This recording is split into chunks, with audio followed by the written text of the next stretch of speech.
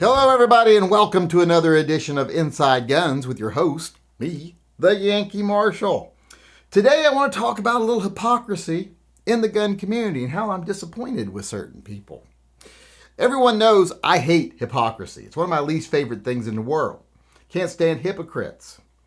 Well, one thing we're supposed to stand for in the gun community, and one point we've been trying to make for quite a while, is how mental health is very important, and we need to destigmatize mental health because a lot of gun violence occurs because of people who are suffering from mental health issues.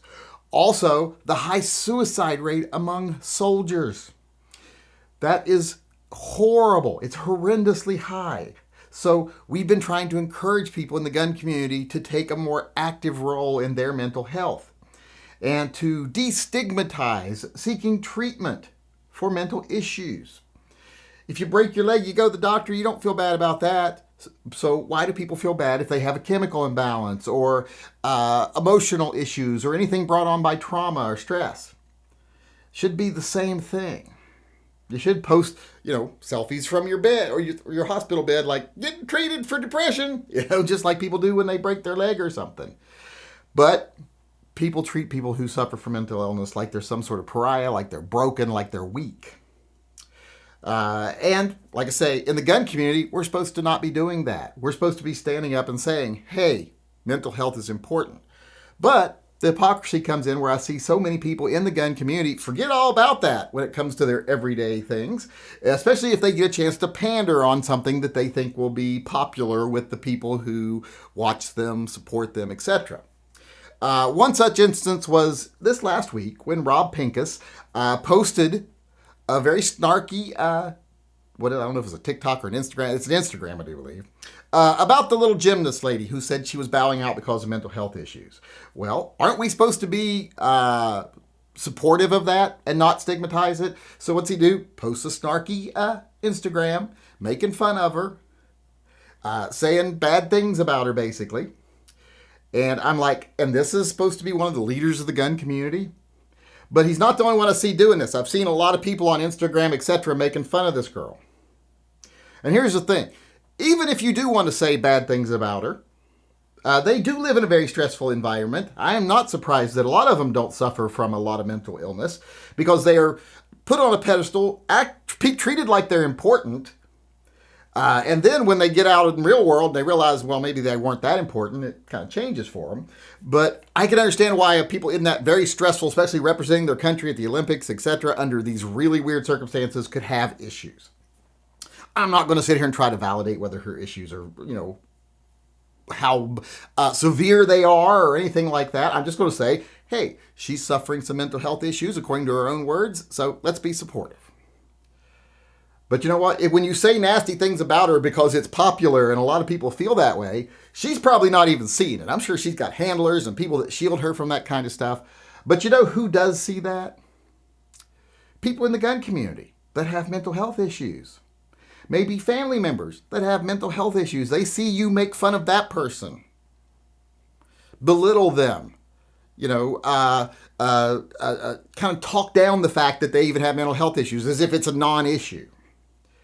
And that makes them less likely to come forward because they go, yeah, that's how they treat people who come forward with mental health issues. I guess I'll just keep mine to myself. And we are in a community that has a much larger than average problem with mental health conditions. And I know a lot of people aren't going to like to hear that, but the gun community suffers from mental health issues at a much higher rate than the standard population. And definitely much higher rate than the left of the spectrum. The right of the spectrum, of the political spectrum, has way more mental health issues. And there's good reason for that. One of the reasons the gun community has more mental health issues is we have a lot of soldiers, a lot of ex-soldiers, people that have been in the shit. A lot of people that came up from nothing. A lot of people that were raised poor and learned to be self-reliant. A lot of those things can be very stressful on people, and they can be suffering from minor illnesses or major mental illnesses. Because of that, especially the soldiers. So that occurs at a high rate inside the gun community because such a high percentage of soldiers are pro-gun. Another thing is the right has demonized therapy and mental health treatment way more than the left has. If you don't believe that, I don't know how you couldn't. You'd have to be one of the most intellectually dishonest people, because the left embraced therapy and mental health treatment a long time ago. You couldn't swing a dead cat without hitting somebody that was seeing a therapist on the left, since the late 80s. They really embraced the mental health thing. Maybe some might say too much. But at least they were there and they were in the right spot. They were accepting. Everybody's got mental health issues and we should all talk about it. Well, not everybody really has severe mental health issues to the point where they need talking about everybody. So they went a little too far one way. But the right has always been the opposite. If you have mental health issues, you're weak. If you have mental health issues, you're broken. That's just the way it's been.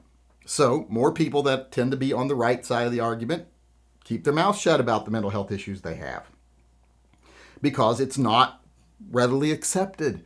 Kind of like this Rob Pincus thing I told you about a little bit ago. They're going to get ridiculed. They're going to get looked down on. They're going to be treated like they did something wrong, like they let people down.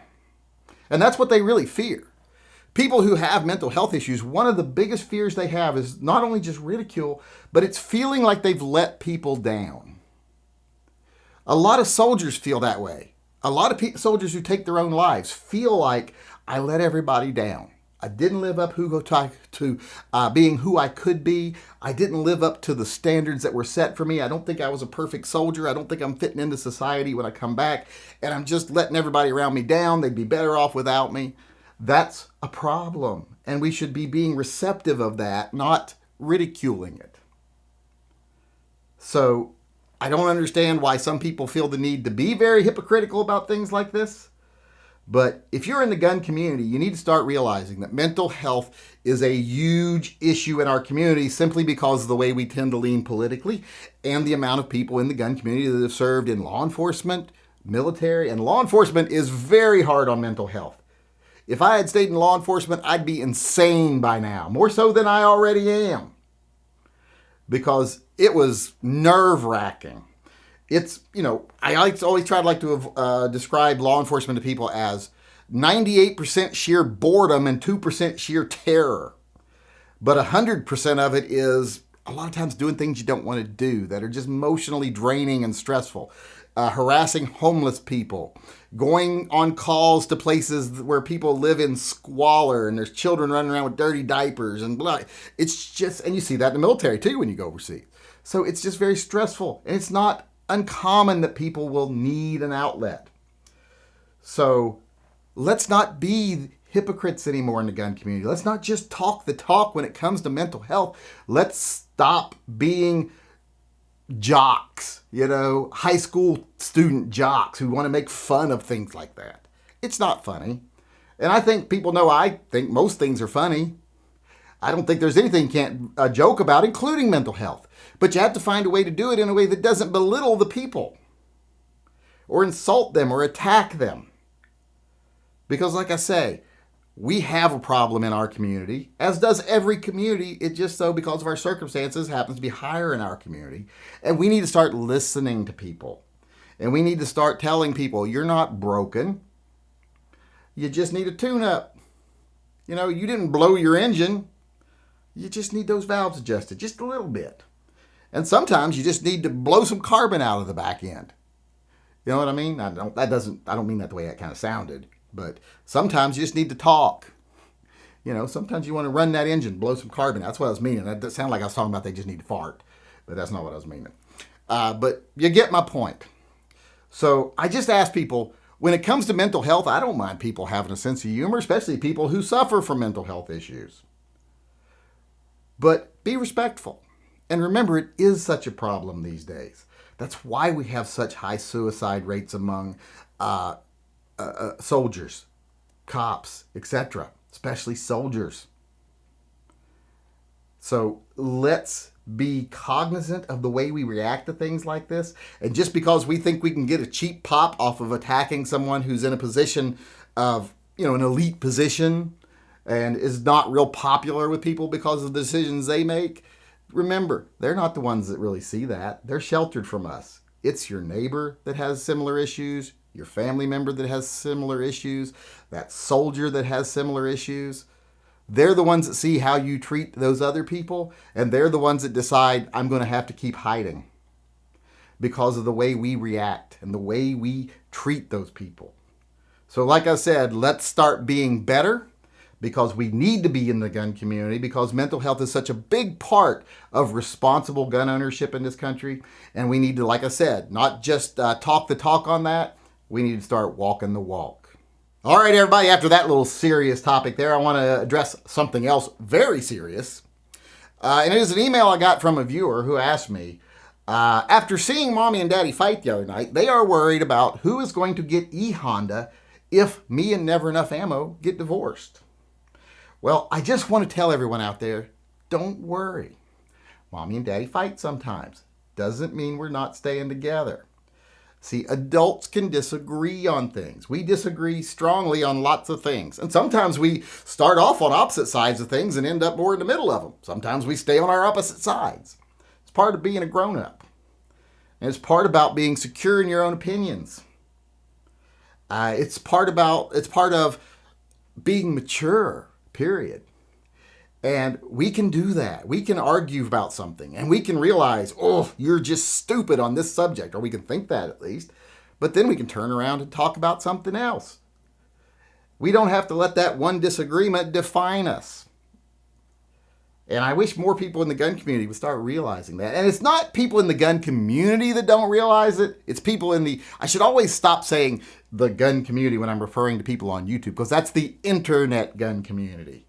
There's a big difference between the real people out there that you meet on the street and the people that sit behind a keyboard. So, I mean the internet gun community. You need to start being able to accept differing opinions, especially when it's not gun related. You know, like, I can't ever possibly be on that guy's side when it comes to guns. I can't stand next to him and fight for our rights because he's pro-choice, or he's not a Christian, or any of that shit. Accept your differences and celebrate your similarities. You know, interact based on your common interests. Discuss the things you disagree on, because you never know when someone's mind might change. You might broaden your horizons.